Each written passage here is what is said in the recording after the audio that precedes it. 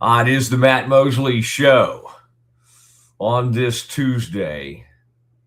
And glad to be with you. Kevin Hoosier Hall with us as always. And he's ready to roll. Kev, it is that weird time when you get so excited about the opening rounds of the NCAA tournament. Yep. And then there's that little bit of a letdown while you wait for Thursday's games. Now it's a Sweet 16. And more than I can remember, other than maybe University of Texas, there's no flukes in this thing, man. These are real, flat out, big time basketball schools that are moving forward, and even Texas has the kind of coach that does this a lot, and it's pretty awesome. It's pretty awesome what we have, but we'll have more on that. The women's tournament does press on, and so we watch that. Although, and Kev, I could almost not, Brandon put one of those really nice posts together of my comments on Baylor women's basketball yesterday, and it was almost too raw. When like you see yourself and you're just like, dang, man, is that too much? Am I? And the answer is no. I mean, the program, again, needs to still be held to a higher standard. But I was watching that last night and just kind of being like, dang, am I too hard on them? Again, the answer is no, but it's interesting to kind of watch and see what will happen in the portal because the Bears need to knock it out of the park. And the questions need to be asked, and I'll have Nikki on. I don't want to be out here just hollering and screaming about things without kind of getting to the heart of the matter. And one of the things that will be talked about is why did Belafonte Leroy, other than just her shooting being way off this season, why did she take a step back? Why was somebody that was so good ended up having an awful season for the Bears? I don't see any other way to put that. Why did Bugs, who, again, one of the top players in the Big 12, why wasn't she able to show more offensively? Why did Talia Scott completely fade down the stretch of this season? Lots of questions to be asked and answered right here on the Mosley Show. Kev, it's no joy in Mudville time for the old Bears because baseball had some moments early this season where it kind of thought well, they might be okay. Had some tough losses, some close losses, but now they sit here going into today's game against Incarnate Word, like 13-12, lost another series in the Big 12, won that first game, which was exciting against Oklahoma State, then lost the next two to a team that had come in to the series at 0-4, and the Bears just continue to lose. So it's these programs are not in a good place right now. Supposed to have Scott Drew on this week. I'll let you know when that's going to happen because there's a lot of questions to be asked as they get ready to attack the portal. All right. And then football, I do think there is some hope, but it's not good. It's not good. And boy, Doug McNamee has his hands full. Kev, I tell you, I want to talk about this story. We'll have Pete Sousa on about 2:05, and we can talk basketball. We can talk some of this NFL.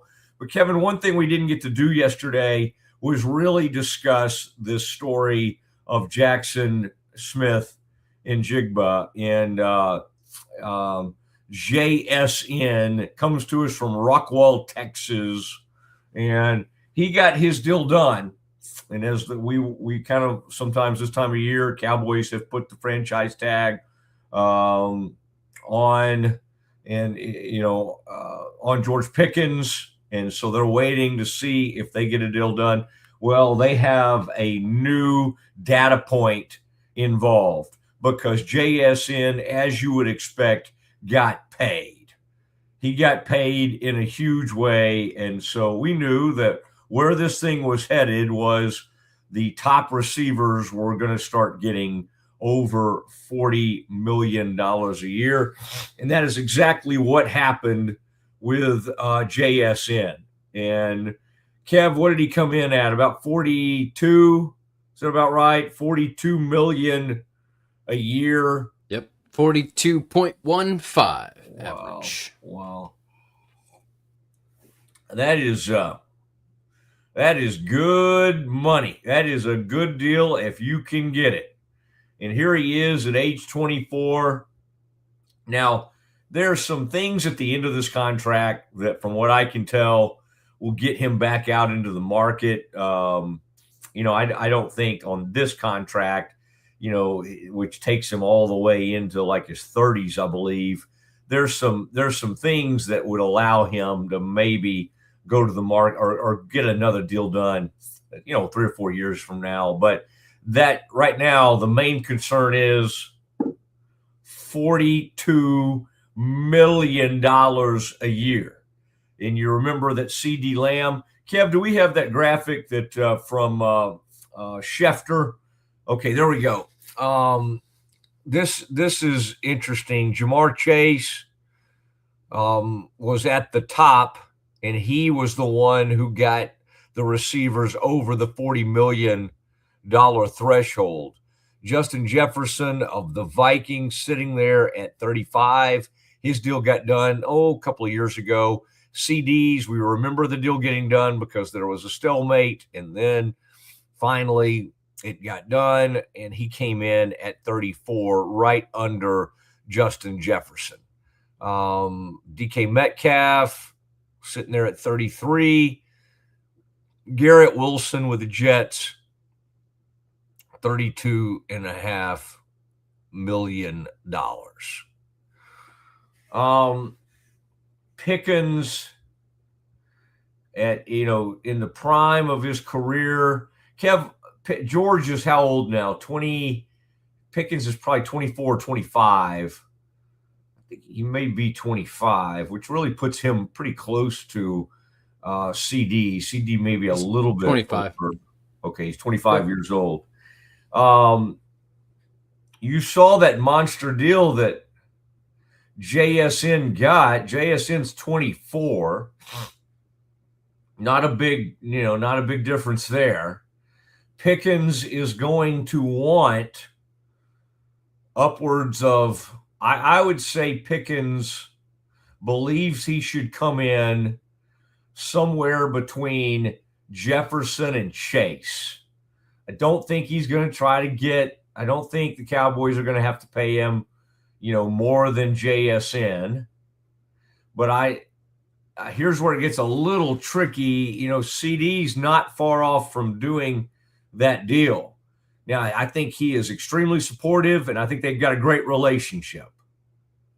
I don't think he'll love Pickens coming in at 37 or 38 a year, which is, I think, where Pickens is trying to get. So, does that mean, just to try to keep everybody's feelings in a good place, that you do a deal with Pickens for 34 a year, basically pay him roughly the same amount? That's somewhat logical to think like that. To think that the Cowboys are going to get a deal done with him for 30 a year, I don't see it. I think they're going to dig in. Now, Kev, let's remind folks what he would pay, what he would be paid on his franchise tag, something that the Cowboys could certainly stomach. And I think that's in the range of about 28 million. So Cowboys have a little leverage with that franchise tag. And of course, they could come back and do it again next season with him. Some of these players, when they get traded, they get that franchise tag out of the next deal.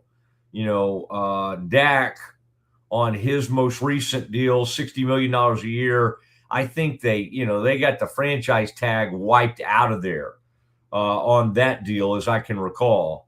When the trade went down, that was not, they inherited what the Steelers deal was. So this is going to be interesting. It also brings back memories of the Cowboys of the past that they like to let other people set the market, and it because they're not more proactive, it kind of puts them behind the eight ball. And before the JSN deal got done, do I think that the Cowboys would have had a better shot of getting Pickens done in that 36 to 38 million range? I do. The problem now is, now again, you'd say, well, what the Cowboys would say is JSN, look at the numbers, look at the look at the Super Bowl that he won. Hey, this is a separate thing. Kev, I would imagine if we put George's numbers, and Kev, if you'll do this real quick for me, take a peek at George's numbers this year, obviously just the regular season because Cowboys didn't go to the playoffs, against JSN's regular season numbers. Because that's the most recent data point we truly have to go head-to-head, what George had against JSN. Kevin, you look up JSN for the regular season. Oh, good. I was going to both. All right, which one do you want first? Let's look at JSN, his regular season numbers for 2026. 119 receptions, 1793 yards, 10 touchdowns, 3 drops, 1 fumble lost on 157 targets. Okay, give me Pickens. 93 receptions on 131 targets, 1429 yards, 9 touchdowns. And it doesn't tell me drops or whatever that. Certainly had more drops than in Jigba, because I can remember one game he had like 3 or 4 in one game. So I would imagine George came in at about, if you told me in Jigba usually if the drops, internet is not gonna if the internet's not gonna tell you, it means it's not that great. Usually how the internet works. No, but yeah, somewhere you will know what George's drops are. I think if in Jigba's telling you, if you're seeing 3 drops for him, I would say George is in the 8 to 10 range. These numbers are not that much different, except for yardage wise. It does look like in Jigba's got about a 300-yard lead there. All right. Number of catches aren't that different. Touchdowns aren't that different. I think Kevin just said JSN was 10. Pickens was 9. You're saying 20 more receptions is not a lot? I just said yardage, buddy. Yeah. I didn't say anything about the receptions. I thought the receptions was pretty much similar. You said George was 119 to 93. Okay. But I don't see that as that big of a deal. Especially when you got CD Lamb on the one side, whereas JSN is by far the number 1. I mean, he has Cooper Kupp, but still, it's not the Triple Crown version of Cooper Kupp. Yeah, those numbers don't scream. What screams louder than any of that is just that what Seattle was able to do, and when you get rewarded when you have a massive year and you're the best, arguably the best weapon. I'm just trying to think. They had Kenneth Walker, who was the Super Bowl MVP, but let's not act like he was more valuable to the team than JSN. Certainly they have some incredible players, especially in the secondary. They have some really fine players on defense, but other than what the quarterback did, what Darnold did, I don't think anybody was more important than JSN. So, it just, we didn't get to, there was just a million things we had to react to yesterday. And I regretted not being able to dig into the JSN. So that's that. And I think it's further proof. Cowboys just simply, not always. I mean, there are contracts they do, and you're like, oh, that seems smart. Okay, yeah, they got the deal done with the defensive tackle. Okay, well this one, whoever, some deals they do feel proactive, but a lot of times, especially on big superstar players, they don't get ahead, and they're waiting, and so it would not shock me at all if we get to training camp and a deal has not been done, and so George has to play the season on the contract for the franchise tag, $28 million. It's hard to imagine, knowing what he would be fined for not showing up. That said, the Cowboys, people beat the Cowboys up on holdouts. Zach Martin got him on one. Zeke beat him up bad on a holdout, and CD got him on one. I mean, you could make the argument that Micah got him on one, although they did, at least with him, get quite a bit in return. All right, Kev, I also wanted to, we'll do Campus Confidential at its, wait, what time did I say we're going to have? Oh, Pete Sousa is going to join us at 2:05. At about 1:35, we will do Major Campus Confidential. And that's college football, that's college basketball, that's women's college basketball. It's all the stuff coming up in the tournament, this Sweet 16, the interesting call that went down. Mark Few called Tom Izzo the other day after that outcome and checked in with him. And it led to Izzo sort of talking about the comparison of the Michigan State and the Gonzaga programs. I still believe that Gonzaga, with those 9 straight Sweet 16s, that is one of the great runs in college basketball history. Yes, John Wooden would do things like that. Yes, Duke had some unbelievable runs, but I love looking at what coaches have the most Sweet 16s, the most consecutive runs to the Sweet 16, and right now, the most solid. I mean, Dan Hurley is the best. I still believe UConn and Dan Hurley, he's the best thing going in college basketball right now, even though he irritates me. But the most consistent, flat out, I love what Kelvin is doing at Houston. It's unbelievable. This is 7 straight Sweet 16s at a place that hadn't won in forever. You have Phi Slamma Jamma, and then you had years and years in the wilderness. All right? And Pat Foster had his moments, but for the most part, U of H was in the wilderness, and Sampson brought them out and rescued them. So lots to come on that front in Campus Confidential. Kev, this story today, and I'm sure you've looked at it, it's on ESPN.com. Jeremy Fowler was kind of the headliner. Todd Archer, Jameson Hensley, some of these others that cover like the Ravens and the Raiders and the Cowboys helped out on this story.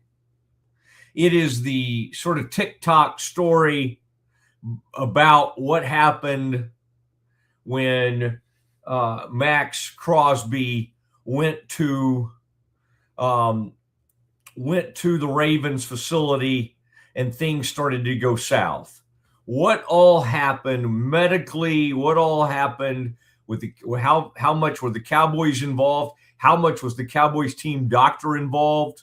All of these things are addressed in this story. I enjoy stories like this because you generally learn some things you didn't know. Unfortunately, there are still some things about this that we don't understand. The Ravens had all the images. They had all the medical knowledge. They knew what the injury was. They had all that stuff. So you're telling me that their own medical, their own physical or whatever, it just turned around and went the wrong direction. And the Ravens were able to bring in Trey Hendrickson basically like right after that. It happened so quickly that you couldn't help but have the conspiracy theory of, they were able to keep those picks, get Hendrickson, and it just did not make the organization look good. Now, at the end of this, DaCosta is now saying, I'm talking about the GM for the Ravens, hey, my phone has not stopped ringing. Because there's always the thought, Kevin, on these things that, well, people will not want to do business with the Ravens.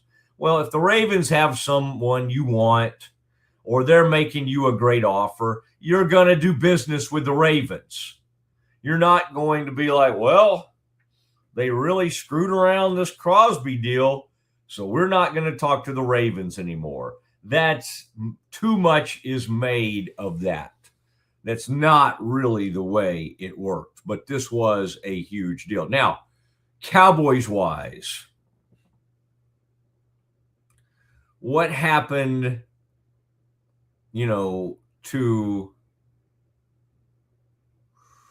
what happened with the Cowboys in the Crosby? Did they try to get back involved after the deal fell through? And what were they truly offering when this thing went before the Ravens executed the trade, or we thought was going to be the trade? Cowboys apparently had the first round. They were trying to do that 20 pick, the number 20 pick in the first round. And then what ended up happening in this story, we find out that the Cowboys did come back and offer the number 12 pick and a second round pick. Now, the writing of the story made it sound like it was this year's second. I didn't understand, because they don't have a second round pick. So it must have been the 2027 second round pick. So what the Cowboys were offering was at one point, it appeared the Cowboys were offering the first round pick, second round pick, and Osa Odighizuwa. That was the deal in place. At some point in the dealings, they took Osa out of the deal. And that may have been when they moved from the number 20 to the 12 pick. And so they took Osa out and were offering a first round pick, the 12th round overall, the 12th pick overall, and a second round pick in the future. And they took Osa out of the deal. All right. So that is what came out of this story. It's very, very interesting. And then, Kev, we also wanted to let everybody know the Falcons have been busy today. Kev, with Brian Robinson signed to the Falcons, and they signed Trevor Siemian as well. That's interesting. Brian, I mean, it's always interesting because they obviously have a running back who's considered one of the best. Brian Robinson is now 27 years old. And I was going to look real quick. He's been with Washington, and then he had been with San Francisco last season. With Washington, he was always fine. Always had around like 800 yards rushing. One year he had 8 touchdowns. San Francisco, 400 yards, 2 touchdowns last season. And so nothing, nothing that great. What I was looking at is his receiving numbers because he's a guy, I believe, that catches the ball out of the backfield. And he does, but last year only 8 for 25. His best was 36 catches for 368 yards for Washington back in 2023. So that's who that is. Brian Robinson, if you remember, Brian Robinson Jr., Commanders for 3 years, then went to San Francisco. Now with the Falcons, gives them a pretty nice backup option as everybody tries to kind of get their team together on that front. I was one other. I did love that. I'll give you an NFL nugget, and this is not the one. I did want to tell you, Buccaneers inside linebacker Levante David, 12-time captain, was on that Super Bowl winning team in 2020, is retiring after 14 seasons. Turned 36 in January. And then he'll hold a news conference. He was scheduled to hold a news conference for today. Great player, had a great career. Levante David, 41 and a half sacks, 32 forced fumbles, 14 interceptions in his career. Only one of 4 players in the league history to record 40 career sacks, 30 forced fumbles, and 10 interceptions. Wow. Kevin, you want to take a crack at the other three?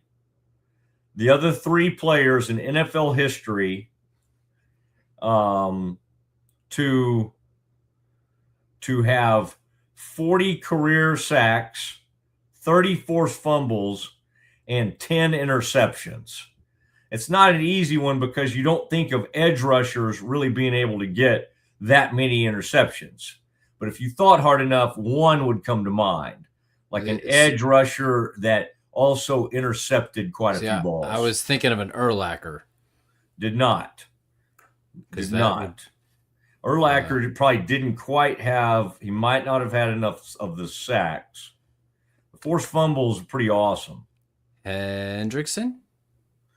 No. Julius Peppers. Okay. Greg Lloyd, the old Steelers great. Mo Lewis. Oh. Mo Lewis. Huh? Right. There we go. Mo Lewis. Yeah. You remember Mo. Yeah, Mo was playing linebacker as well, and so I remember him mostly with the Jets. Golly, Mo Lewis is 56 years old now. Goodness gracious. Isn't that weird? You're like, I remember him playing. Jeez. Peyton Manning turns 50 today. I did see that. I thought that was so funny, Kev. It was a sad occasion, but it just talks about the joy and what that family's like. They were having in Green Bay, they had a public celebration or some kind of celebration of Bob Harlan, the longtime Packers president of his life. And his son is the unbelievable broadcaster, Kevin Harlan.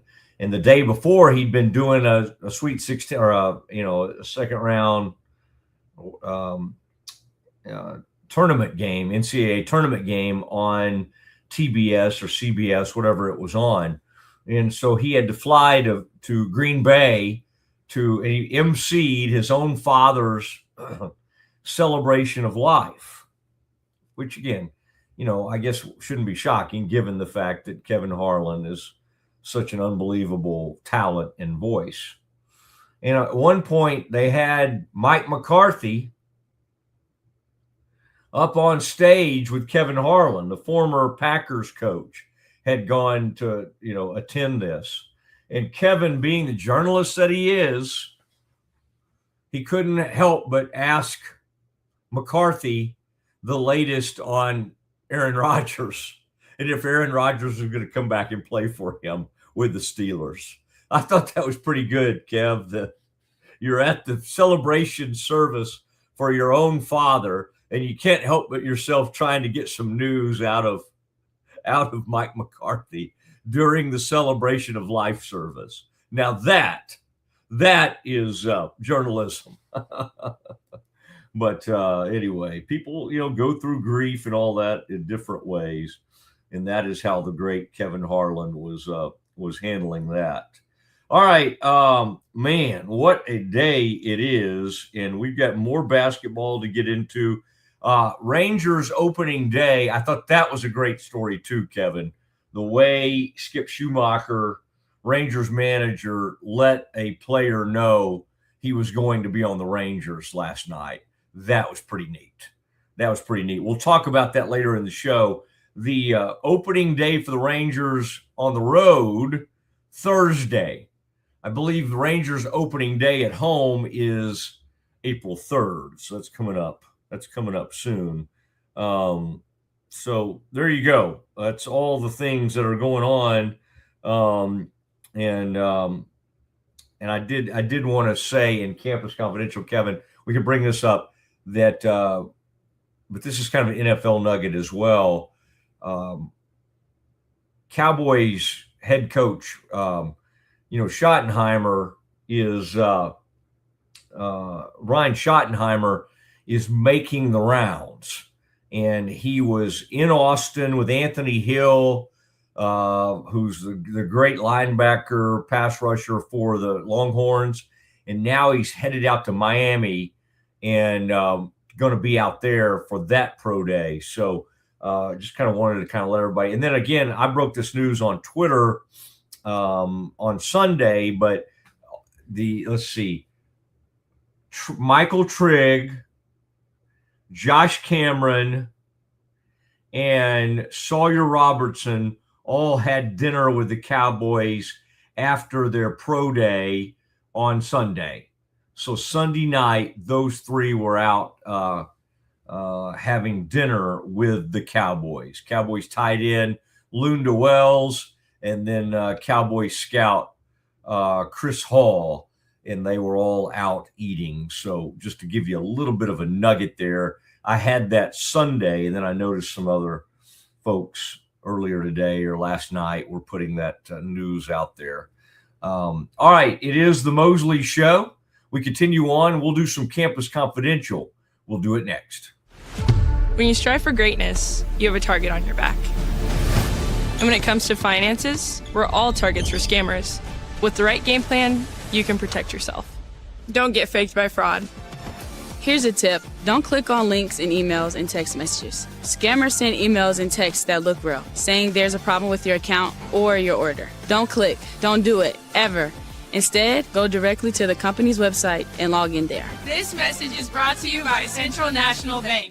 At Schmaltz Sandwich Shop, we don't just make sandwiches, we build them with fresh ingredients, bold flavors, and homemade baked bread every single day. Toasty on the outside, goodness on the inside. Schmaltz Sandwich Shop in Waco is locally owned and operated since 1975 with 2 locations in Waco, Town West off Valley Mills and downtown off 5th Street. Whether it's lunch, dinner, or just a craving, we got the perfect bite waiting for you.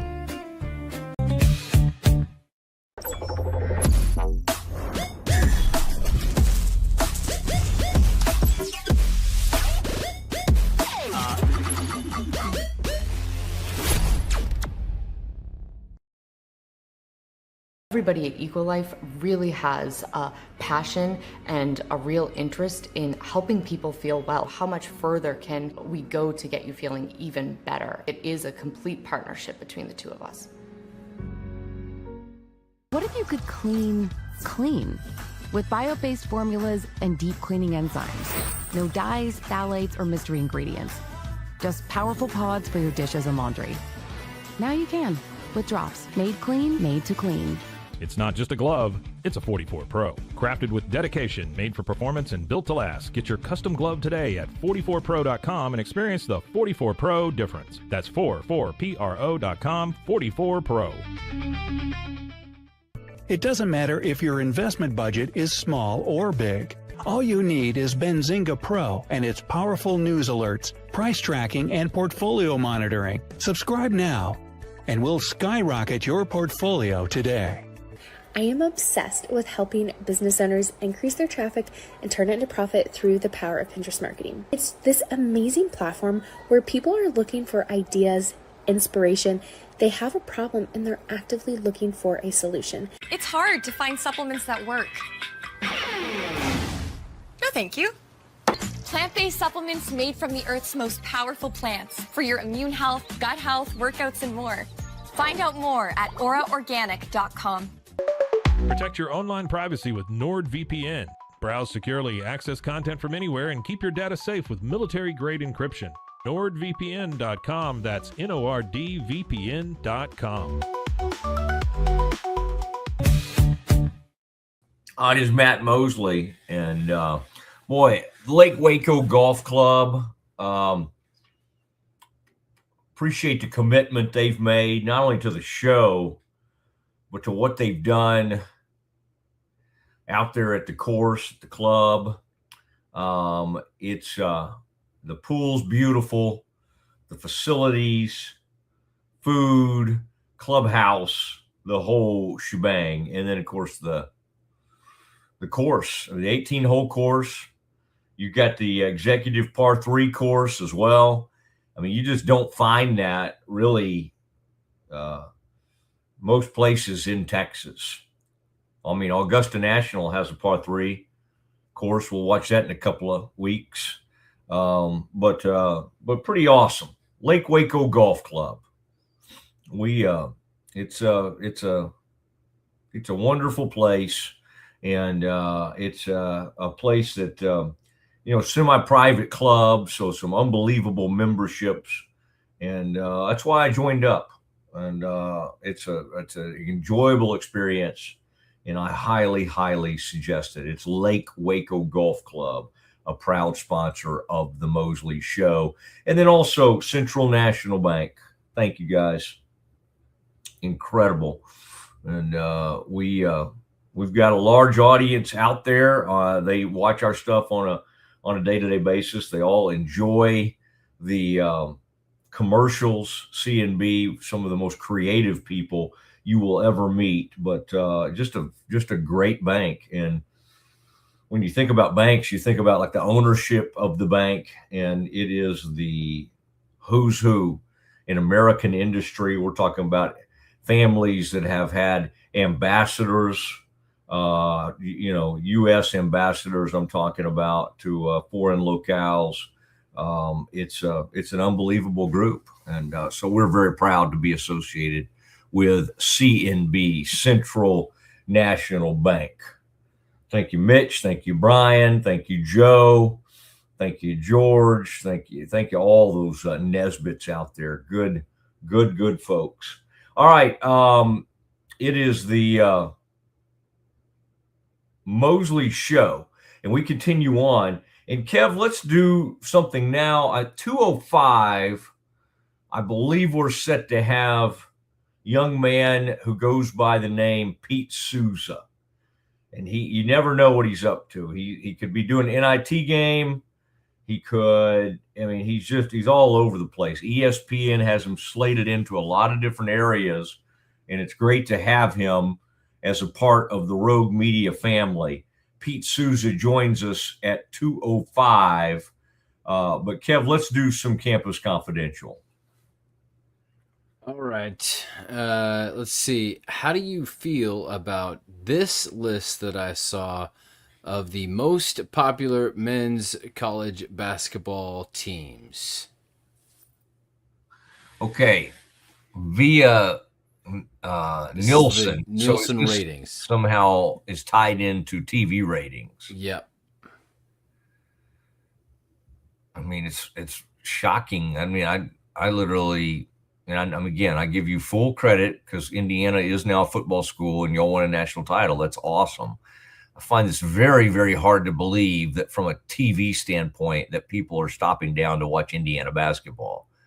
I mean, they haven't been good. And really Crean had some moments, but it's been a long time they've been off everybody's radar. This is obviously slated toward like heavy blue bloods. I would say everybody on this list would be considered a blue blood basketball program. Obviously, Ohio State's more of a football school, but they've had enough great teams over the years to also be considered, pretty high in the basketball. Right. All the Thad Matta era Correct. teams that they had. Yeah, this I'm trying to think who I'm not seeing. I would say Arkansas surprises me a little bit, especially that high. Men's basketball teams. I would say that has to do with Calipari and the new stuff. Yeah, maybe so. Well, absolutely on that. But what really is crazy and why this list doesn't totally resonate with me. How can we constantly talk about how the Big 12 is the best basketball conference in America and how awesome it is, and there's only one representative. I mean, and it's the blue blood, one of the biggest blue bloods of them all. In fact, Kevin, think of how shocking that would be if Kansas and UNC opened up, if those jobs opened up. And right now, there's no like the UNC is just letting Hubert twist in the wind. There's no obvious candidate, in-house UNC candidate. In the past, we've always thought we got to hire an in-house. Like if Kansas hired an in-house, it would be Jacques Vaughn. And I don't know that people would be that excited about him from a coaching standpoint, but he would be the most obvious choice if Kansas went. Now, my thought would be on this list, Kevin. Yep.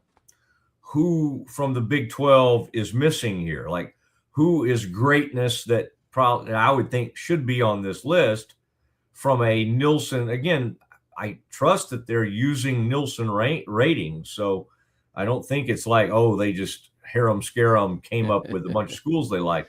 But the Indiana thing seems very strange to me because most of America has moved on from thinking Indiana is a team they would want to watch on TV. So that I guess my thought process would be what was brought up during college football season is Indiana has the most amount of living graduates in the country. Yeah, I mean, I'm with you on that, but just not. I still don't think that's enough to just completely skew the TV ratings. But it would explain why they had that many people watching if they are true to their alma mater, whether they're in Indiana or not. I just don't think there's enough. Yeah, even that I would even challenge your statement that the Big 12 is the best college basketball conference in America. I think that every single conference touts itself as that, and the Big 12 is just another one of those. But if you look at the tournament currently, the Big 10 is 13-4 and still has 7 teams left in the Sweet 16. But it's always like, it's almost kind of like with bowl games, always hate it. It's like, oh, look, the SEC did this. And it I don't know if that totally, but to your point, with basketball, see, bowl games, you never know who's into it.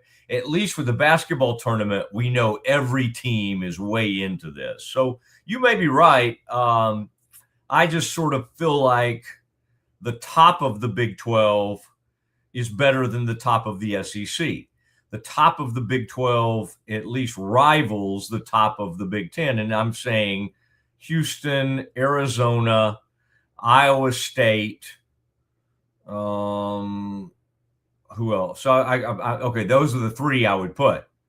Houston, Iowa State, and Arizona. All right, you put those. Who am I missing on that? Is that right? Is there anybody I'm missing? That's like great in the Big 12. Kansas. I mean, Kansas is already out of the tournament, and they're obviously didn't really live up to expectations this year. I'm just thinking of who else I might be leaving out. Oh, I think Tech, if they hadn't lost Toppin, I would have put them way up there. But okay, the 3 I just said, let's put them up against the Big Ten. Michigan State, Illinois. Michigan State, Illinois. That's a pretty good.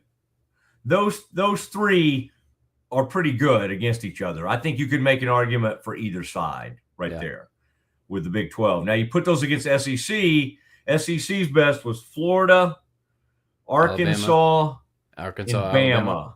Yeah, that's a pretty good matchup too. So, yeah, who knows? But again, the Big 12 does kind of cannibalize itself, but so does the Big 10 and all of that. And I think clearly Michigan stood out as the best team in the Big 10, same as Arizona in the Big 12.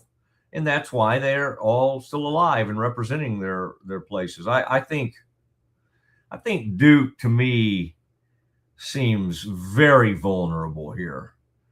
I do not love this Duke team right now. In fact, I don't think Cam Boozer's play. I mean, his numbers are fine, but I think he's looked a little weird in this tournament, like not taking over and being as aggressive. I mean, you're playing freaking Siena, and he's not looking dominant. Now, again, he wasn't getting a lot of help. But I will tell you what, Evans has bailed them out, and then his brother Caden has done some nice things in this tournament. Caden Boozer really has. So interesting list there, Kevin. That was a good one. What else do you have for me? So women's basketball, what do you think was the biggest upset? Either Virginia over Iowa or Notre Dame over Ohio State. Both happened yesterday, I believe. I guess I would say Virginia, simply based on Iowa's pedigree and the fact that even before Caitlin, that coach Bluter, is it? Yep. Really had. I don't want to say what Pearl said. That was another time Bruce Pearl made himself look like an idiot. Like he literally called her blunder on live TV. I mean. It's almost like he's meant to be in a locker room and not on a TV set.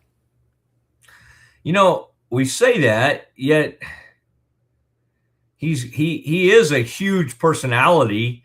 Like I don't think he's bad on TV in terms of like his personality. Yeah. It's just the stupid things he says. He's made himself look really bad. Kind of the blunders he's had. Yeah. To go back to that word.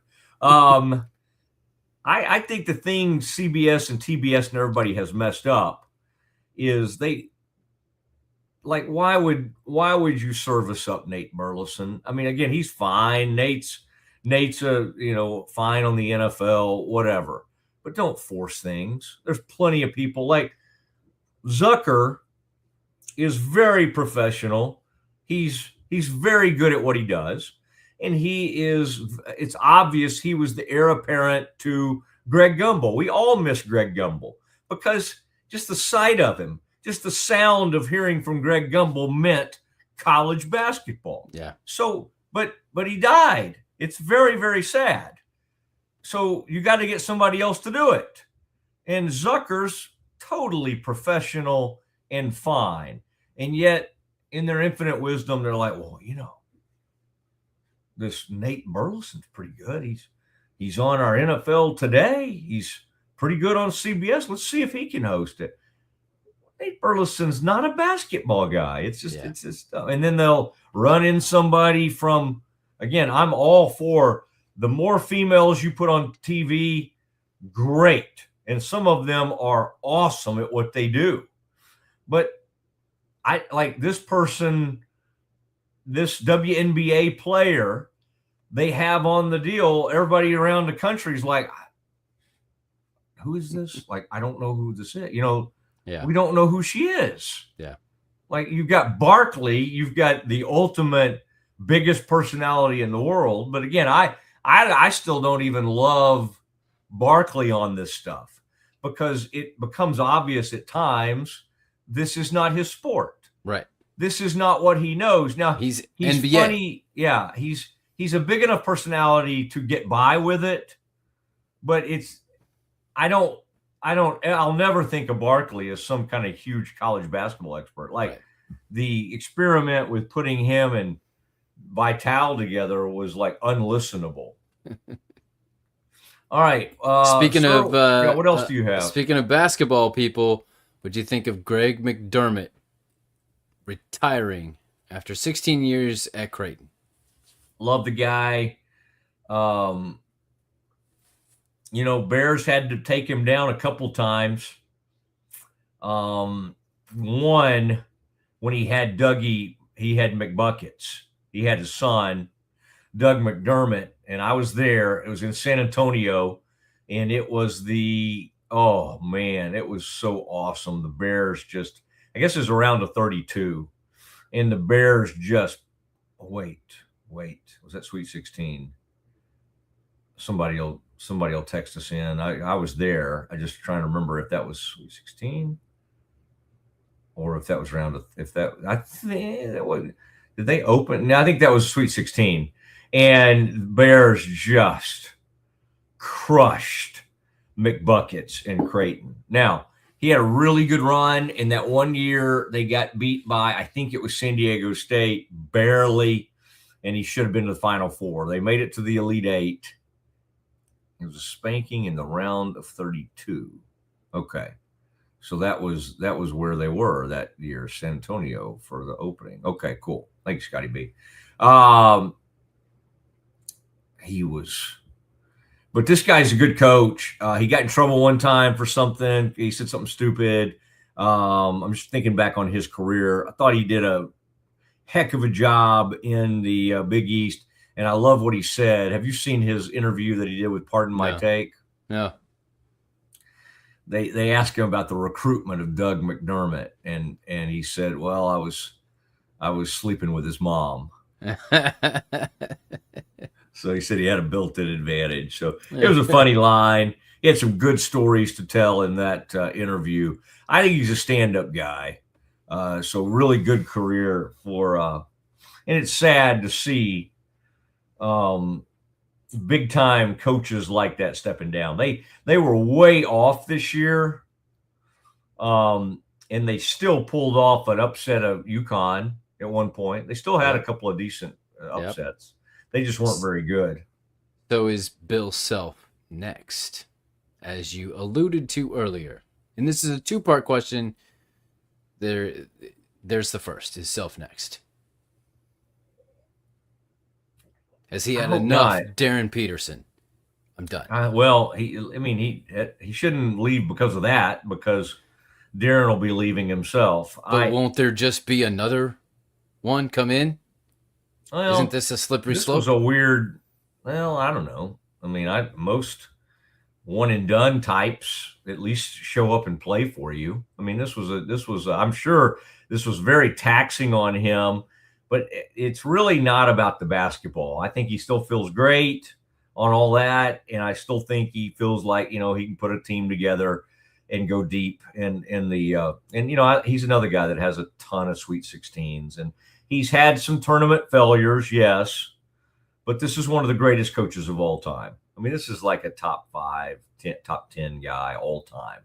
He is awesome by any measure, and I have grown to kind of like him. I used to just think he was the most arrogant. I used to think of him like I thought of Todd Golden or Mick Cronin. But I love Bill Self. I really do. I actually think he's a pretty good guy. Did he cheat? Sure. Did a lot of guys cheat? Yes. I think Bill's going to find a way to keep going here. I do. What UNC right now is doing to Hubert Davis is just weird. That's the second part. Yeah. What happens with Hubert Davis? I think you've got to make a change once it goes this long. But Hubert is fighting for his job, and he's got Larry Brown and others going to bat for him. But even if he comes back, it's going to be like a hottest seat in the country. I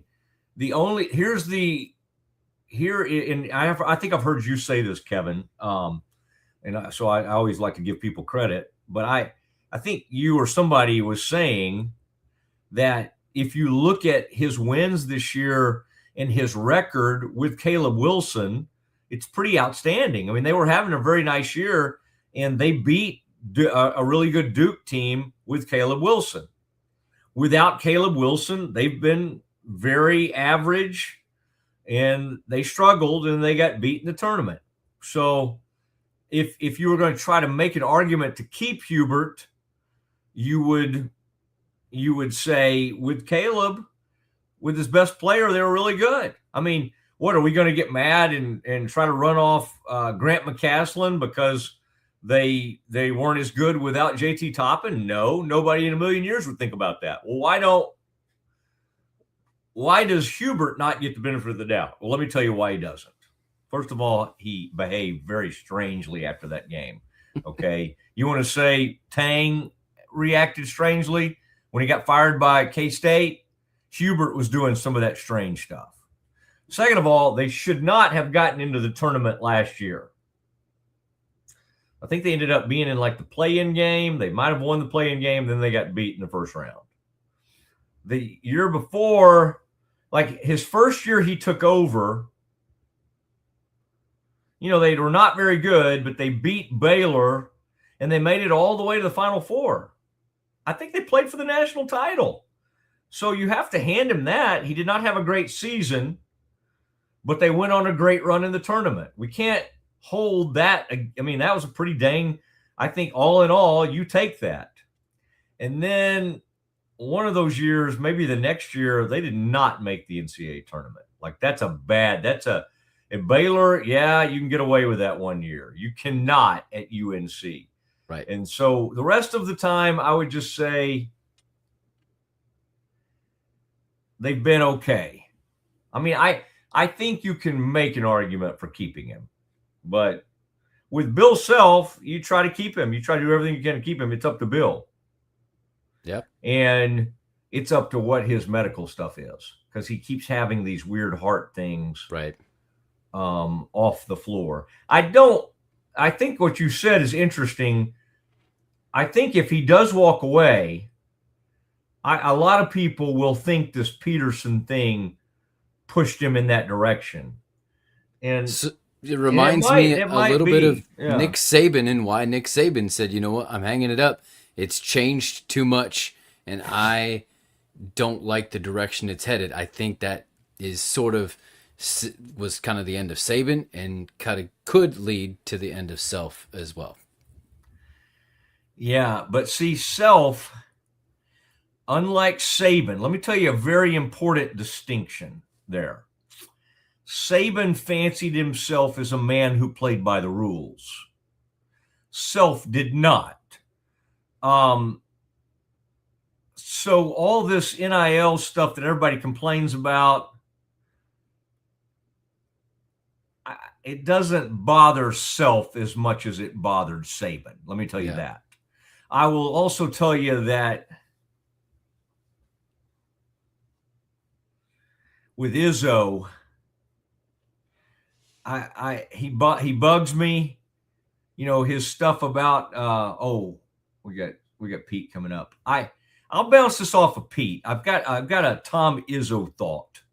There's some greatness about Izzo that I really like. Kev, do you have another one, or did you'll just wait on that? I got a last coaching couple, and this is sort of a bounce it down the line. So we got Wes Miller that went to Charlotte, went from Cincinnati and to Charlotte, and then that was vacant. And so then Jared Calhoun goes from Utah State to Cincinnati. Which one of these is a better move for the coach?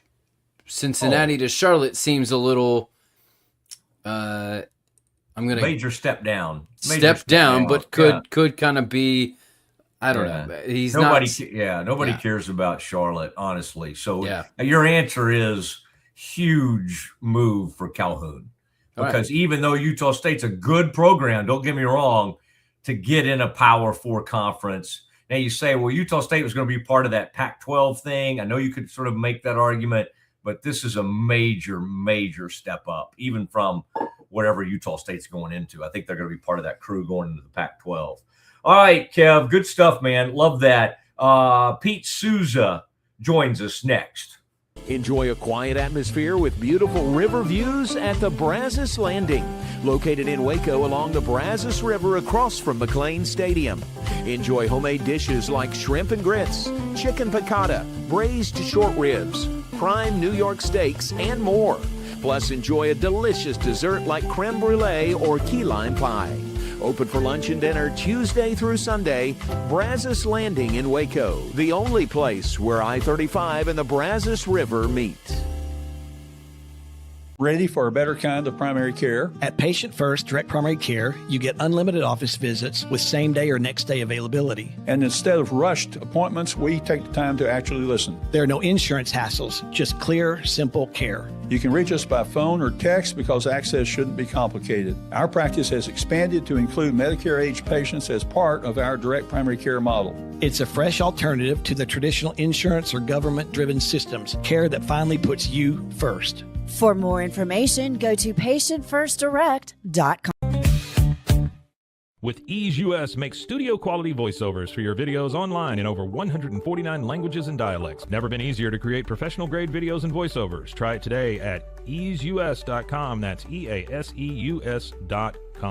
Ease US. Tervis is all about staying hydrated. Each product is built to last and comes in endless designs to match your personality. Stay refreshed and express yourself with Tervis. Visit tervis.com today and find your perfect tumbler. Dive into adventure with scuba.com, your ultimate destination for top-tier scuba and snorkeling gear. Whether you're a beginner or a pro, trust scuba.com for the best in diving equipment and expert guidance. Explore now at scuba.com. That's SCUBA.com. Scuba.com. Samsonite is the world leader in durable, high-quality luggage and travel accessories. Travel with Samsonite and pack confidence every step of the way. Shop now at shop.samsonite.com. Samsonite. So all you have to do is tap your Popple to the back of someone's phone, like that, and they instantly get your social media and contact info right on their screen. They don't need an app or a Popple to receive your info. So get your Popple today and start impressing everyone you meet. Make it pop. Golf Partner, the world's largest golf store network, offers more purchasing opportunities than anywhere else. With a dominant market share and a wider selection of quality secondhand golf clubs than our competitors, we make it easy for you to enjoy the game with affordable, top-quality equipment. Golf Partner, overwhelmed by your inbox? Clean Email is here to help. Organize, clean, and manage your emails with powerful automation tools. Say goodbye to spam and clutter and enjoy a stress-free inbox. Try Clean Email today at cleanemail.com. Designed to elevate the off-road experience, enabling adventurers to conquer any terrain. For 50 years, you've trusted us on your toughest recoveries, to your most breathtaking destinations, and in countless unforgettable memories. It is Matt Mosley, the Matt Mosley Show. And boy, we've covered a lot of ground today. Got some major kicking talk yesterday. The bionic kicker, Jaffer Murphy, joining us. But I'm now pleased to tell you that none other than ESPN's own and Rogue Media Network veteran Pete Sousa stopping by the show. Hey, Mosley, what's happening, brother? Buddy, it's great to have you. Great to be here. Where are you traveling to today? I mean, you're a man always recording. You've got Big 12 shows to do, NIT coverage. I'd be shocked if Fox didn't try to secure you for the crown. I mean, there's a lot of people competing for your services. What are you focused on today? So today I'm really focused on the Matt Mosley Show. Nice. And the Pete Sousa Show. I have a Baylor softball game later today. But I'm done. My last NIT game was Sunday night, UNLV in Tulsa, and so I'm all done. Basketball is kaput. My basketball schedule is over. It was a wild, fun run this year, but yeah, now I'm all about coming on the Mosley Show and doing my show and doing some softball and baseball here and there. That was awesome to get you on that FAU game recently. Yeah, it was fun. And I love those guys, a lot of those coaches, AD and Jacobs in particular on that team. That's a big Baylor contingent out there with FAU. this is a tough time of year, though, for those guys because, Pete, it is harder than ever to retain players if you're a mid-major. And you look up and see their players from not this past season, but 2 seasons ago, helping other teams across these high major teams. And I think we're seeing it, aren't we? With the Sweet 16, there is no true Cinderella in sight. And though High Point made a great run at it, and some others, Utah State, which again, Utah State's a really good basketball school that'll be going into the Pac-12. Their coach just got hired to be in the Big 12. I think we love that thought of having the Cinderella, but Pete, before our very eyes, even in like a 2 or 3 year span, that whole paradigm, everything has changed, hasn't it, in terms of who can advance and who's not going to advance. And it's funny, I'm listening to your old buddy Stephen A. Smith, and he's at Seton Hall today, and he's talking to Shaheen Holloway, and that's one of the last guys, right, at St. Peter's to have like one of those great runs where it was, wow, this is was that the Baylor year? No, it was the year after Baylor. Of course, you've heard me get that wrong before. So this is the year after Baylor. I guess so. It's 2022, and they made that improbable run, and it got Shaheen a job back at Seton Hall, and I think that's over and done with. And I think one of the reasons why is, I'm not look, and I said this recently, the one and done nature of March Madness, I think always opens the door for something crazy to happen. I believe that, really. You're not always going to get the better team advancing in a situation like that. So you still can have a Sweet 16, be a 12 seed, or, I don't think that's totally out of the picture, but it's way, way harder. Like, I called the American Conference a lot this year, and I heard from coach after coach after coach after coach that their league, a mid-major, I think they'd say they're a high mid-major, but they're a mid-major. They get cannibalized. Like, any guy that's good in that league, they get cannibalized. And I'll even joke on the air. There was a kid from Tulsa playing out of his mind the other night, and I was like, if I'm Eric Conkle, I'm going to steal his phone. So at halftime, he's not seeing all the text messages and DMs from but that's how fast it happens. I have heard when you're on the road and you get to talk to these coaches. Now, I'm not the one they're really looking to talk to, but 90% of the time I'm with an analyst who they are looking to talk to. Like, if I'm with Perry Clark, Andy Kennedy, or Penny Hardaway, they're going to want to talk to a guy like Perry Clark for an hour, right, about all that's wrong with sports today. And Perry will give them his opinion. And I hear over and over again these nightmare stories about kids. And it's a bummer. I don't want to, pour a lot of water on the March Madness excitement. But whether it's a money situation that is totally convoluted that the kids don't understand, whether you have to start a player because if you bench him, he'll transfer. So, like, the guys who come off the bench now, more often than not, are guys who can, like, handle it ego-wise. Like, you'll ask somebody, like, why is the best player on your team? Why is he coming off the bench? Because he's the only dude that can handle it. Everybody else is, like, fragile egos they want to transfer. And it's a new day. And, I think now is the time of year where we're like, wow, we understand why we deal with all this crap because this is magic. This whole March thing is just, it's beyond us and it's awesome. But I think it's the March Madness that we used to know with some of these small schools breaking through to the Elite Eight, that could be gone. But I still think there's a sliver of hope just because of the one and done that we have in this tournament. If a team were to, and this happens, get super hot 3 games in a row, they could be playing in the Elite Eight. That's kind of how it works. Yeah, and the thing about all this player movement, it is fascinating, isn't it, to see players. That Vandy player who they said was a manager for an Ivy League team, and I was watching him, and I'm like, this dude is really good. Yeah. And then you see like a Walter Clayton Jr. Like, wait, where'd this guy come from? And it was, I think it was HCB, HBCU. Yeah, and it's so, and those schools don't even get the opportunity to develop those kids and to see the fruits of their labor pay off. And that's where we run into a problem with Baylor, right? Because that's how Scott Drew and Jay Wright, right? I make this comparison often. That's how they win, by building programs, by having guys that are retained come back for another year. I'm hearing there's an outside chance that Cameron Carr could stay. Like, that's becoming more and more of a reality, which would be an absolute coup.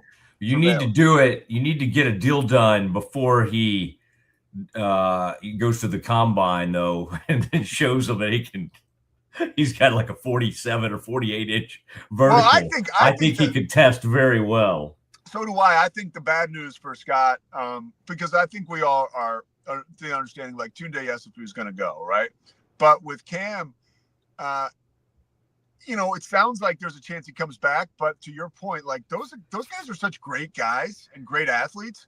Like, and I mean that, like great guys. Like once these personnel guys get an up close and personal experience with them physically and mentally, they're going to be all over these guys. I would think that Cam Carr and Tunde Yesufu will only rise up draft boards, which is ironic, right? Because we're all sitting at home if we're Baylor and wondering what the hell happened this year. But you had two guys who probably might get taken in the first round if they both decide to go. President Livingstone at Baylor loved one of my tweets a few years ago. You brought up St. Peter's. Yeah. And Baylor was about to play UNC in the second round of the tournament. And that was happening up in Fort Worth at Dickey's. And I was there, and I had said something. It was when St. Peter's knocks out Kentucky, right, in Calipari. And I had a tweet that said something along the lines of, "This won't be the last time John Calipari runs into trouble with St. Peter." Oh my gosh. and so even President Livingstone came up to me and she's like, "I like that tweet." That is pretty good. But here he is again. By the way, that guy, hey man, like it is. Somebody was telling me, a coach was telling me, kind of a big time coach, that like, look, the reason that Cal wins is because he is like hard on those guys. Like he is like the guys he gets, like he's tough on them and he demands the best out of them, and he doesn't really let much slide. And you can get, like we look at what Kelvin Sampson's.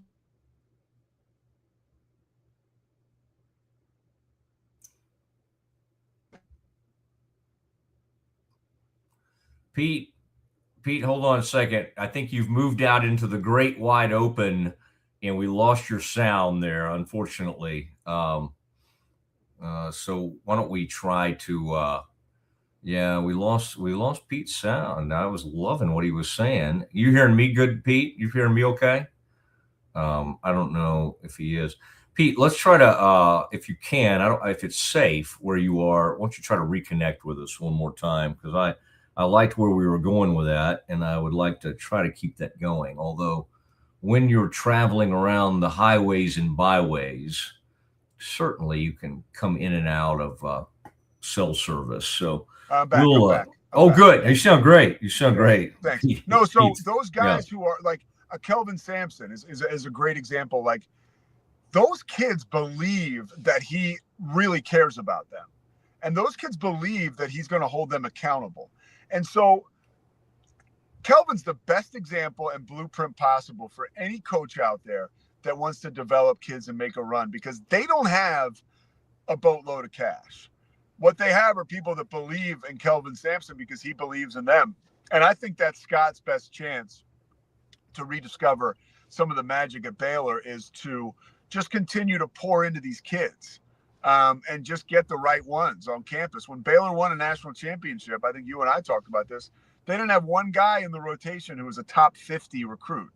Like it's not always about these 4 and 5 star dudes. I can't tell you how many games I do where I'm like, oh, this is interesting. This guy's a 5-star or was, and he played 3 minutes all year long. And the guy comes on the court and he's like a deer in headlights and he runs and jumps, but he's no good. And then he's back on the bench. Like there's a lot of those guys floating around out there, more than I think we care to imagine, and more than the scouting services want to admit to. You were saying Sampson is a good one to bring up, but it's pretty cool, isn't it, when you look at the Sweet 16 and it just reinforces like what great coaching does. Not only roster building, which is more important than ever, and you'd have to have the GM piece figured out, and Baylor did not. Baylor got caught in a bad situation. It's not all, I don't want to put it on Jason Smith. It's not all his fault. Scott is the ultimate one who needs to sign off on these things. And if he needs to have a bigger role in this, that is, but that's something that needs to happen. But Pete, like Sean Miller, as much as I do not care for the University of Texas, it's like, there he is in a play-in game. I kind of thought that was funny, that an 18-14 UT team had to be in a play-in game. What does Sean Miller do? He goes to Sweet 16s. He's been to a ton of them. And this year is just proof. I mean, you're talking about Pitino, Izzo, Sampson. You just go right down the line, and even the new coaches at their places, like McCollum at Iowa, when they made that hire, you just immediately said, well, that's a great hire. Like, that's the perfect fit. And Tommy Lloyd is incredible. And he has all those years of pedigree being with Gonzaga, which for them not having a national title, what they did, what was amazing, was they went to 9 straight Sweet 16s. And so, yeah, Pete, I can't help but look at this Sweet 16 and then just go team by team. And they're just all great coaches. And what's even kind of very cool about this to me is, like, what was Brad Underwood thinking? I mean, like, think about it. Not that long ago, that sucker was at SFA. Dude, I did an SFA NIT game, and I must have talked about Brad Underwood 100 times. And you just made the point right there. Like, it was not that long ago that he was winning year after year after year at SFA. Now they got one of Grant's kids down there, right? He's like, they get your buddy Grant McCaslin. I think he's got a lab where him and all these undersized coaches go, and they just come out of there like geniuses that preach defense and win games. It's pretty. What's the guy's name? Matt Breyer. He's at SFA now, and he was with Grant for a while, and he's another great. His team won 26 games. But yeah, you nailed it with a guy like Underwood. Like, he's a great coach, and you can see it in him. Like, I saw him being interviewed by the Chicago media, and they brought up Houston being able to play at home. He was like, get that out of here. Like, I don't care. Like, Houston playing in Houston is not a concern of mine and my teams. So let's move past that. And even when you look at, like, here's a St. John's thing around Rick Pitino, right? And this is special. Like, a lot of coaches will tell me that, like, Duke has this aura and mystique where sometimes you'll come in a locker room at halftime and your team will be trailing to Duke. Of course, yeah, because they have good players, but also because they're Duke. And young kids get freaked out by that. Like, I can guarantee you that will not happen against St. John's. That will not happen, because Rick Pitino is going to coach those guys up any which way he can. By the way, I got one great Pitino point that I've learned about, but I already knew. I was frustrated that I didn't already kind of come to this conclusion myself. You know, we look at Pitino and the turnaround that he's done, and it's amazing, right? I think you'll appreciate this point. But he's made so much money over the course of his life. Like, he's a very wealthy man. And what do wealthy people do? Well, they hang out with one another, right? And whether it's a bunch of Pitino's guys that he came up the ranks with, who were young businessmen when he was at Boston University, or whether it's a guy that he met through going to the Kentucky Derby all the time when he was at Kentucky.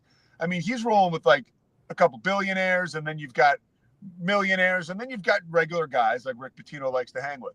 But, like, the Mike Rapoli guy who bought in to St. John's once Pitino got hired, like, that's a Pitino deal, right? Like, he's giving that money to Rick Pitino.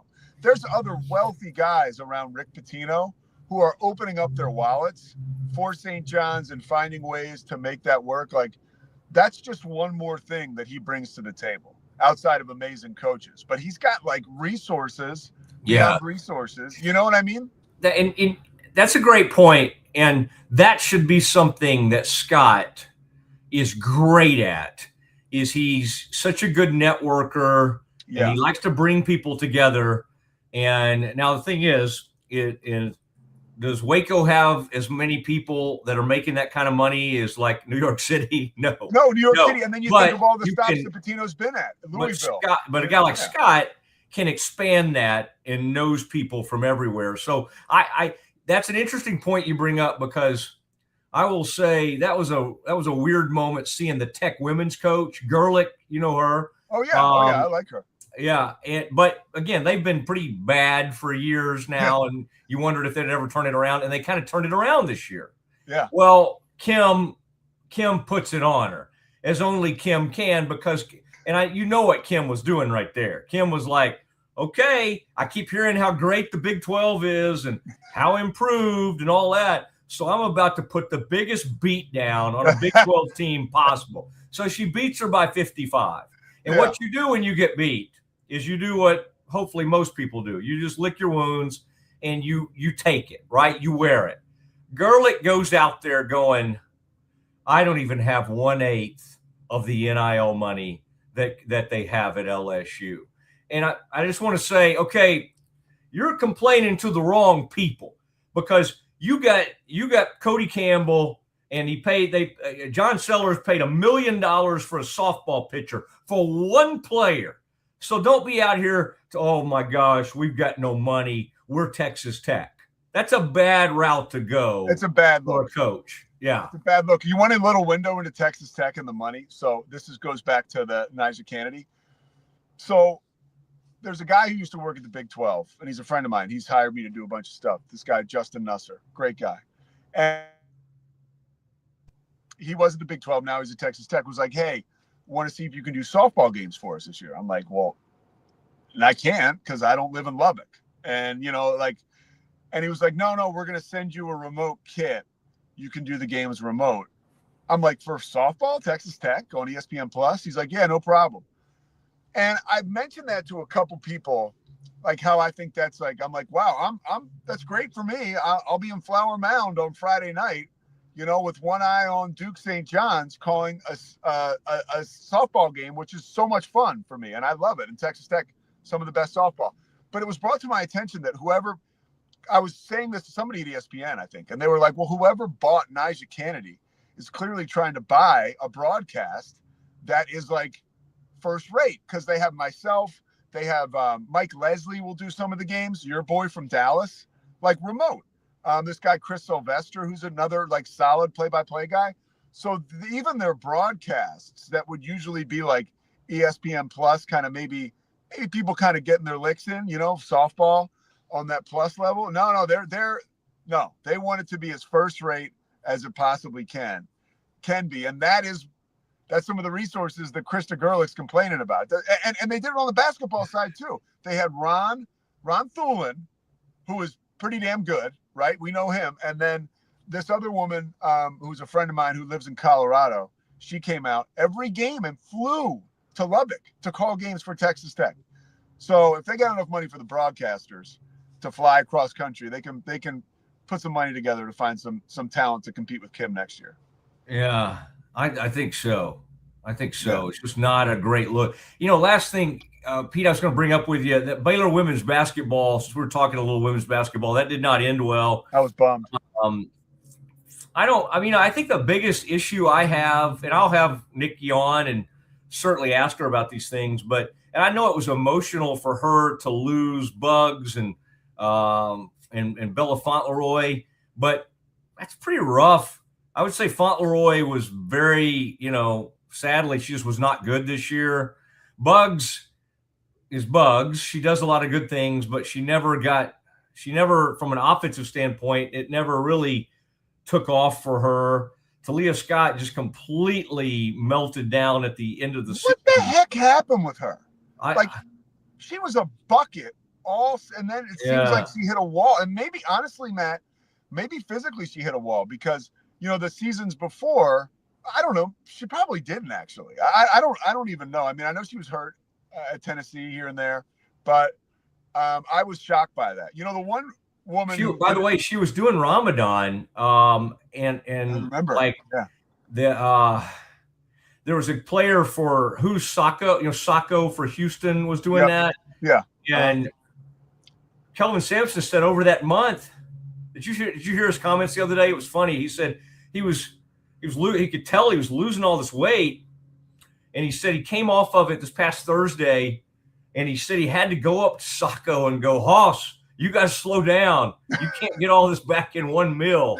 And Saco was just stuffing himself because his body had been, he had been observing Ramadan. So I don't know. There may be something to that.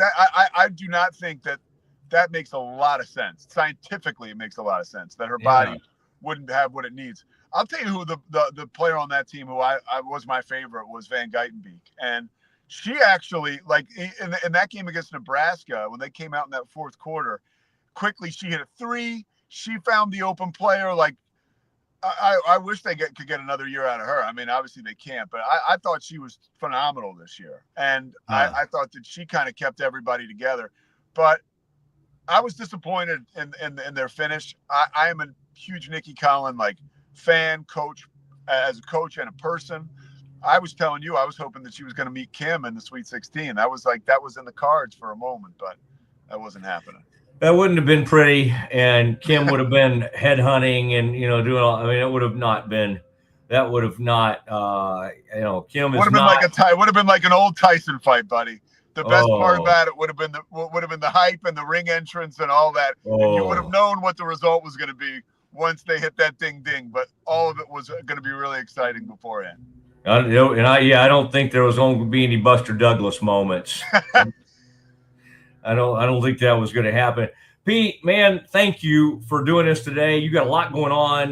The softball program at Baylor, love Glenn and love Glenn Moore. Yeah, and he's such a great guy, such a great friend. I would say the baseball team has been up and down, and they're just not. It's just frustrating because for the however many years it's been, third straight year, they're not winning series yet. Talking about Big 12, they're having their moments. And they'll look okay, but they don't have the pitching. They're pretty young at some of the position players. And so I don't know, man. I would just say overall, Doug McNamee has his work cut out for him because I think with Glenn, he's been the picture of consistency over the years.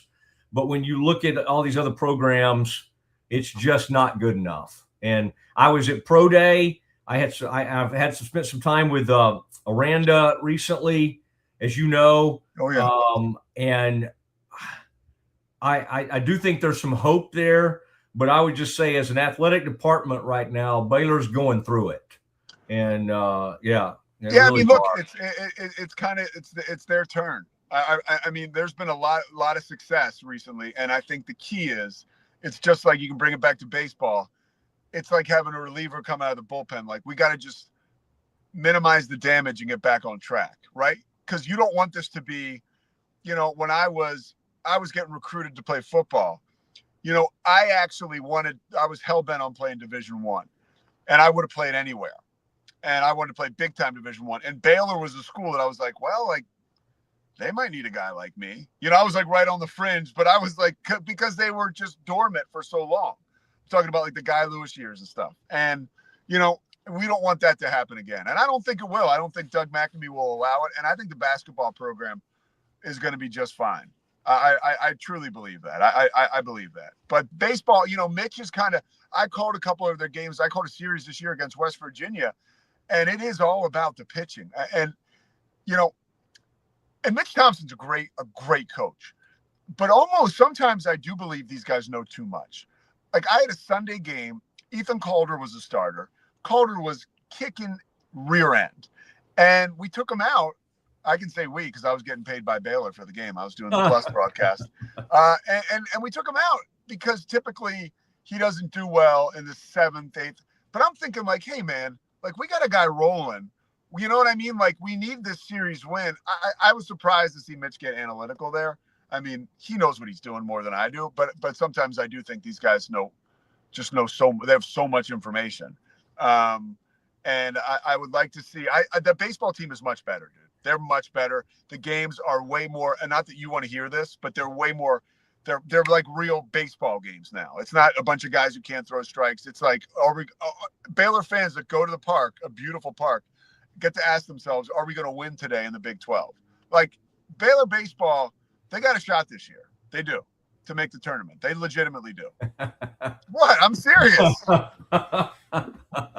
I need your optimism. You can pull up their RPI right now and their strength of schedule, and I think you'd be like, oh, he's right. Like the numbers are there. I know. I know what it is. But I'm just, and I want to be as optimistic in life and with Baylor athletics as you are. And they're 40 and whatever you just said, RPI. Yeah. So I have looked it up, and this team, I will, if Baylor goes to the NCAA tournament, I will, Bob Steak and Chop on me. All right. I will, but I don't think you're gonna like. What's your thing? No, I'm good. I'm good. I'm good with Bob's, dude. I would love it. That would be the best. I would take you there anyway, but that would be the best. That would be the best feeling ever. We do have to do like a dinner when I don't live too far from you now the majority of the time. So I want one of these kits that they send you. I'd like to. In fact, I may come out there when you're doing one of those tech games and just kind of in about 7th inning, you go, special guest Mosley. I don't know what you would call me, but I'd like to kind of come in on that kit. But that's great to know. A little remote activity. Pete, thank you, buddy. You got it, Mose. Take it easy, buddy. I'll holler at you soon. All right, see you, man. All right, good. There he goes.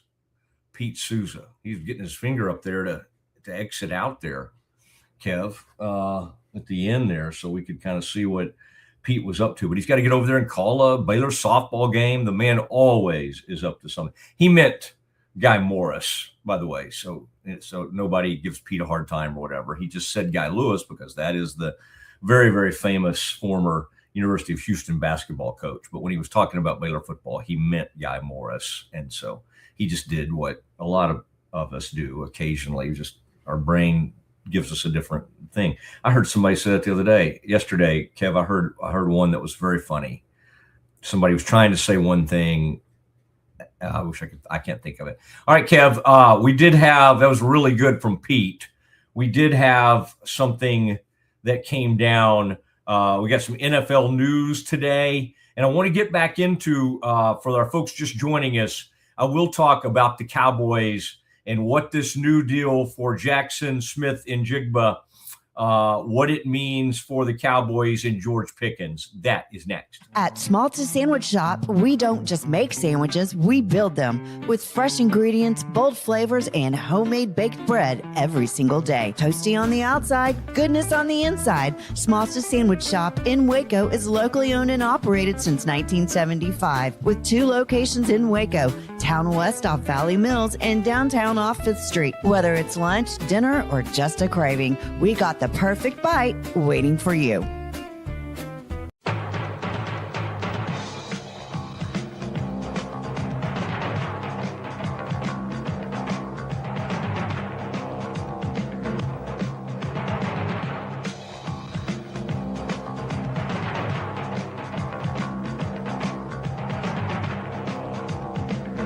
Like Alan Samuels always said, Waco has a lot to offer, and so do we at Alan Samuels Dodge, Chrysler, Jeep, Ram, Fiat. Come by, let's be friends. Bubble wasn't here. I don't know what people would be doing, like making PowerPoints or something. I love that I can sit down and build something the way that I think it should be built. Bubble turns ideas into fully scalable apps. Try Bubble today. At Covers & All, we've revolutionized protective solutions with cutting-edge, customizable covers, tarps, and curtains. We deliver premier protection at affordable prices and express shipping. Visit coversandall.com today for the perfect fit, guaranteed to last. Better sleep, inspired by nature. Your back, hips, and shoulders will fall into perfect alignment in any position, meaning that you get deeper, more comfortable rest. Visit ecoterrabeds.com. Cleanse your body of accumulated toxins and embark on your wellness journey at your own pace. At Global Healing, we provide premium supplements to help your body heal naturally. Start your healing journey today at globalhealing.com and organichemp.com. Relax with Hemp Delicious. Organically grown hemp, massively blended with delicious organic herbs, responsibly sourced for their holistic benefits. Each sip offers calming, antioxidant-rich wellness. Brewed just for you. Sip the calm with Hemp Delicious. Is your Mac running slow? Mac Booster 8 is your all-in-one solution to clean up 20 types of junk files. Get your Mac running like new again with Mac Booster 8. Visit macboost.net today. I know you're gonna love this Kodak Dot Plus printer. You guys just connect it to your smartphone. I can assure you, you are going to love this printer as much as my family has. You guys have to check it out for yourself. At Mapiful, we believe in celebrating your journey. Our unique personalized products are designed to boost your confidence. From custom home decor to meaningful gifts, we help you cherish the memories that make you who you are. Visit mapiful.com and start celebrating your story today. It is the Matt Mosley Show, and great to be with you today. Great, and that was really nice having Pete Sousa with us. We'll hear from Baylor quarterback Sawyer Robertson. Just a reminder, Michael Trigg, Sawyer Robertson, and Josh Cameron all had dinner with the Cowboys the other night after Pro Day. And we'll be in the coming days. I'm going to try to get, I thought it was a lot of fun. Cole Wilson had a great Pro Day for the Bears. I'm going to try to get Michael Trigg on with us.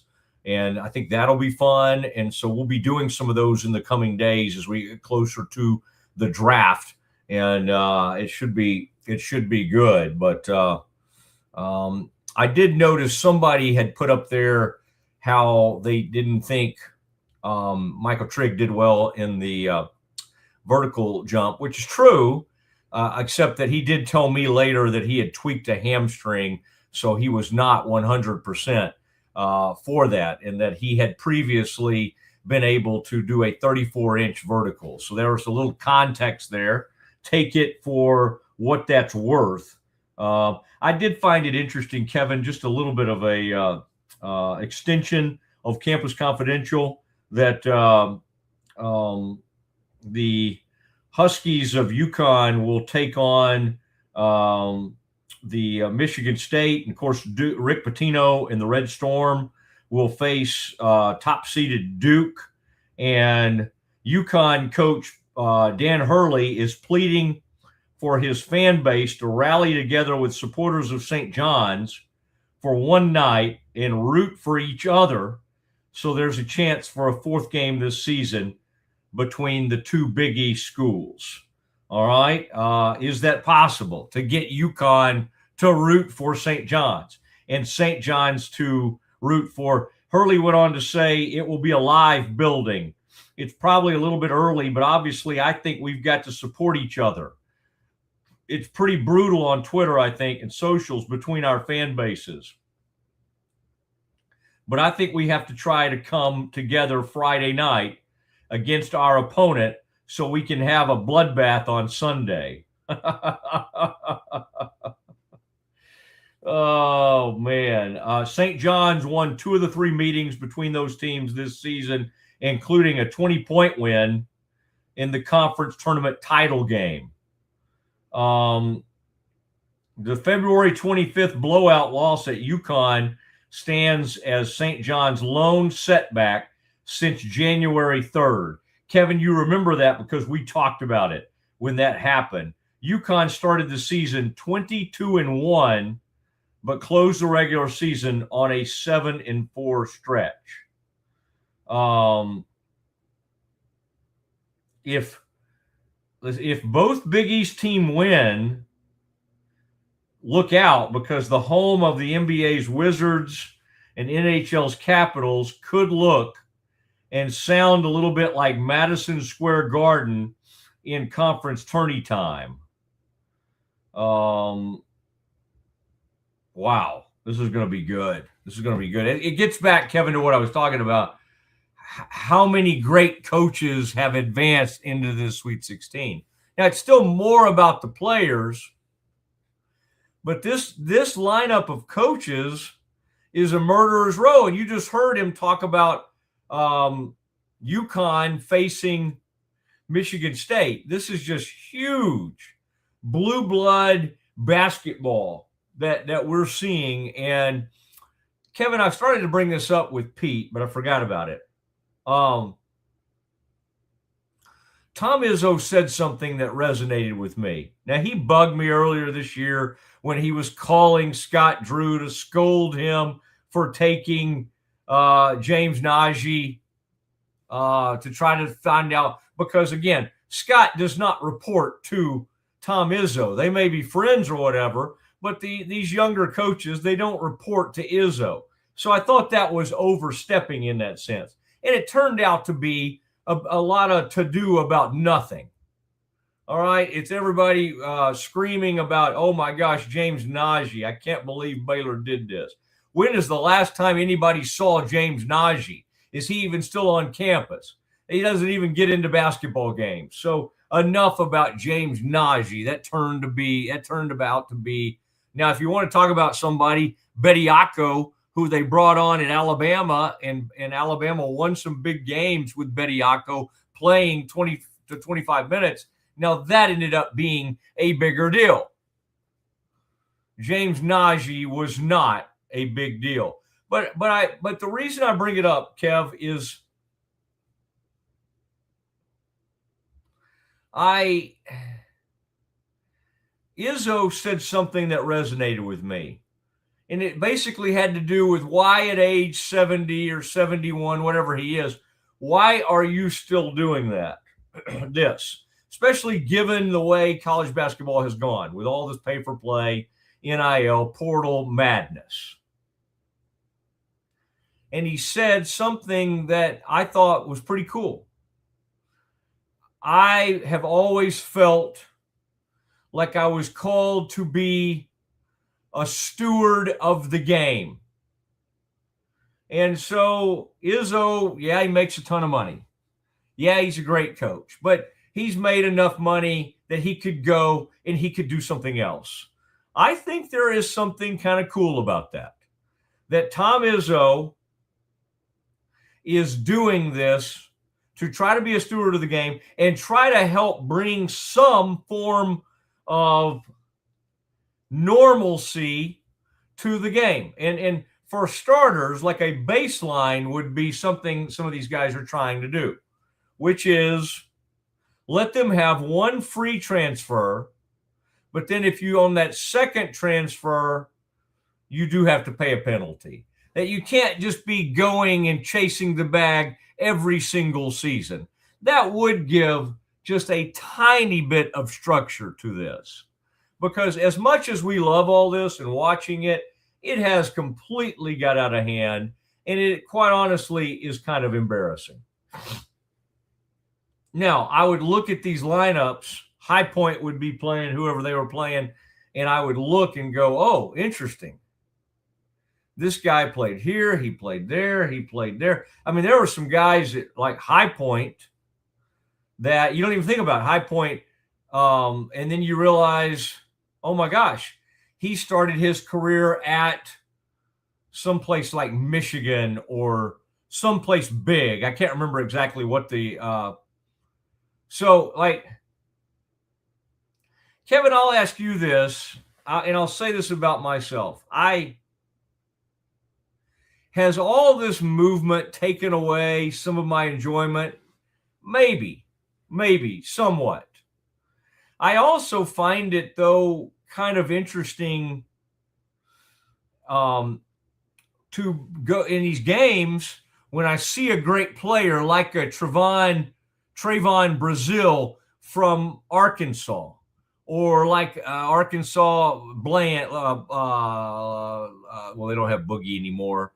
Boogie went to Florida, didn't he? But when another player on their team like Thomas, and I find myself fascinated with looking at where all they've been, and then you find out every once in a while, like, oh, that guy's a freshman. Oh, he's only been there for a 1 year. Kevin, as a longtime fan of the Indiana Hoosiers and Big Ten basketball,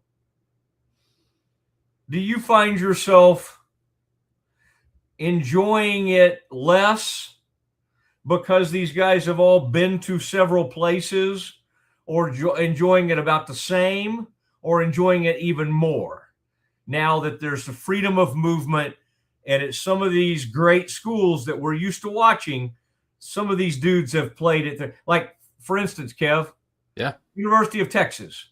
Pope is one of their better players. He started out at Oregon State. Vokutitis, or however you say his name, he's a great big man for Texas. He played his freshman year at FAU. They helped develop him like crazy, and now he's at University of Texas. Tremont Mark, Arkansas, Houston. I can't remember exactly what order this is. Yeah. And now he's at Texas. Does that make watching college basketball even more fun for you?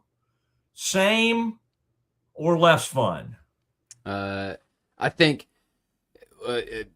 Malik Renew would be another one who started at Indiana and then got to play against Purdue again with Miami this year. I think of this in terms of all of the NFL free agency. We love to talk about it because this is what we do, but to the normal casual fan, they turn on the TV in September and they're like, wait, he's on another team now? The guy I used to root for that I have a jersey for is now on another team. And I don't know hardly anybody who is on my team anymore because... You think it drives fans nuts. I do, especially in the world of college sports, where I think that, the NIL and portal is set up with a good intent, but it should truly be NIL, which means if somebody for Schmaltz sandwich shop wants to hire a Baylor player and pay them, then they can do that. It shouldn't be organization driven. And the only reason you should leave in the portal and be allowed to leave in the portal is if the guy who recruited you is no longer there, who moved on in some form or another. Because you look at teams like, I think of Purdue. You have 3 guys on that team that are an integral part of what they do, that have spent their entire career at that organization. And I think, as you have brought up coaching throughout this episode, I think that drives the importance of coaching up so much more, because if you have a coach that can instill that kind of commitment, not only in players themselves, but also players to the organization, I think then you're getting somewhere. Yeah, I think your proposal would be like it would be too hard. I think what you'll probably have to accept, and what coaches are willing to accept now, is one transfer. But that would be a great change, to allow the one free transfer. But if you try to do it again, game locked, and you got to sit out a year like the old days. Yeah. I mean, can you imagine all these players now that look back, and even on Baylor's national title team, Maceo Teague sat out a year. Davion, sat out for Davion Mitchell sat out for a year. Flagler sat out for a year. Everyday John sat out for a year. But that, you're right. It doesn't, that seems like it should be like 50 years ago. It's changed so dramatically that you cannot build a team like that anymore. And yet, Kev, I'll tell you something interesting about this Baylor team. Bodo was supposed to come in and play center for them. He got hurt. He's still over there. Iguodala's son is been redshirting this year, and I guess will be ready to go next year. So Baylor is trying to grow players within the program. Now, you'd rather your players not get injured, but it is kind of interesting that they have some players who've been sitting out. Same thing as last year. Cam Carr was sitting over there on the bench. He just was not eligible to play in that second semester. He started last season, not this past season, the season before, with Tennessee. It wasn't working out, and so somehow at the semester, he ends up getting to practice and be with the Bears. Turns out he's an incredible player. So we shall see. Kev, this is the time of the day we talk about the landing. It's our landing spot. It's the end of the show. We love the Brazos Landing. We love the food. We love the atmosphere. We show the commercials. It is awesome. And we love talking about it. And so, it is a great, great thing that we enjoy talking about. The Brazos Landing. We had a show there recently. We'll have a show there in mid-April, and we can't wait to be there with you again. Had a great crowd that was out there the other day, and we'll be out there. Our show will be 1 to 3. I assume John will once again do 12 to 1, and that is how it will be done. Just a few nuggets as we leave it with you today. I thought that was an interesting story.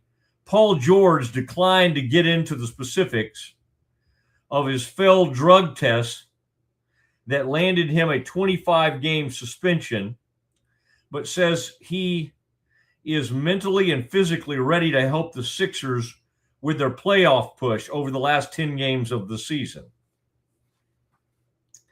He'll play for the Sixers on Wednesday night against Chicago. He was suspended in late January,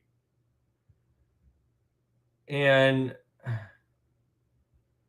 he said his choice to take a banned substance was connected to a mental health issue that developed because of an off-season knee injury that limited his production this season. I don't know, man. I'm all for mental health and people getting all the help they need, but then to blame a banned substance on mental health leads you to kind of think, well, did you not check and make sure you could have this? This is different. This is an interesting, and I guess what he's probably trying to say is that he was having trouble dealing with the physical pain mentally, so then he ended up taking something. Do we give players more sympathy if they're saying it's somehow connected to mental health? Maybe we should, but I find this a bit curious. I just thought that was an interesting story that popped up as we were getting ready to conclude our show.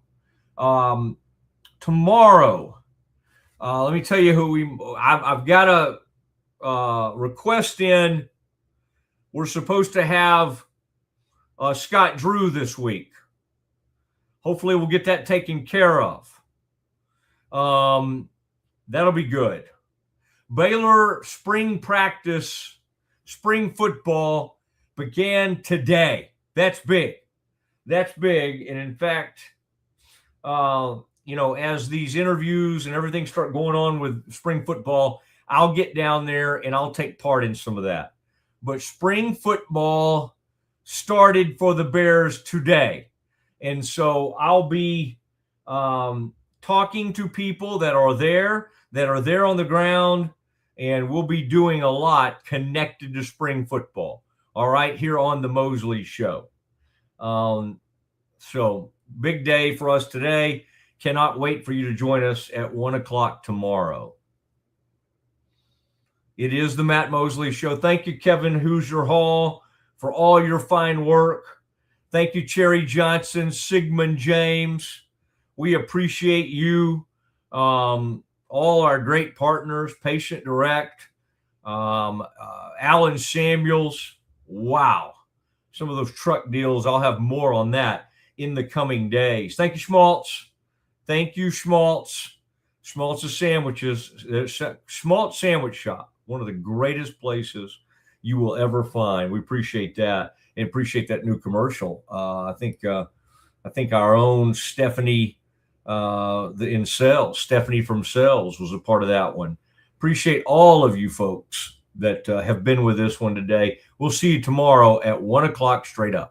When Central National Bank decided to partner with Baylor women's basketball, we were hoping Coach Collin would bring that championship mindset to do whatever she has to do to take our workplace culture to the next level. Well, these donuts are pretty good. Guys, how we doing? We're good, Coach. Craig! What are you doing? What do you mean? You have to dunk it.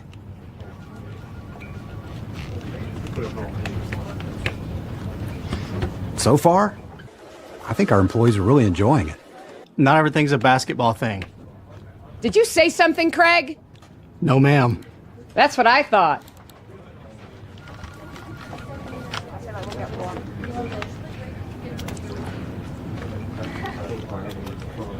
Dude, I think she likes you. Central National Bank, proud partner of Baylor Athletics and Baylor Women's Basketball. Streamline event and appointment booking with Amelia's sleek, modern, and fully customizable booking forms. WPAmelia.com. That's WPAMELIA.com. Amelia. Nalgene Outdoor has been your trusted companion, fueling adventures and helping protect the planet. We're committed to reducing waste, improving access to clean water, and providing simple, safe, and sustainable products for you and your family. NALGENE.com. A house is a property, but we live in homes. Home sweet home. Homes where the heart is. We aim to deliver the best home buying and selling experience so you can spend less time real estating and more time living. WhyPersonalLoans.com. Request a loan anytime. Our partners can offer loans up to $35,000 with varying rates and terms. Review your loan offer with no obligation and decide what works for you. Visit PersonalLoans.com today. This is what $500,000 in a duffel bag looks like. Actually not real. That's because it's actually prop money. It looks realistic from a distance, but up close you can see it says for motion picture purposes. Visit PropMoney.com today to get your money seen or money shot right with Prop Money Inc. With San, owning iconic furniture no longer requires paying a premium. With over 15,000 satisfied customers worldwide, we've proven that high-quality furniture doesn't have to come with a high price tag. Explore our collection today at san.com. The U-Like Air 3, launched in 2023, ushers in a new era of sapphire ice cooling technology, offering nearly painless hair reduction in just 3 weeks. That's ULIKE.com. U-Like. VivoSun's mission is to empower growers with stylish and effective products, making indoor growing accessible and enjoyable for everyone. Visit vivosun.com today and get started making growing plants and vegetables easy and automatic.